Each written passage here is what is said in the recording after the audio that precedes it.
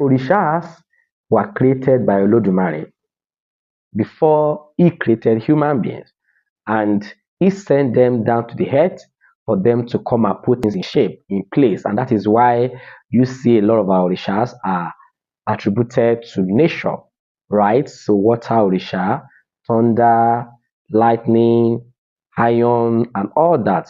So Olodumare created them and he sent them down to earth. They now later left. When they left, they came back in human form to show themselves to us, to teach us how to understand them, to teach us how to appease them, right? And that is why we have the stories, the history, because many of you will be wondering how did we know about all these orishas when Olodumare created them before he created us? So before human existence, Orisha first came to come and put everything in shape on earth.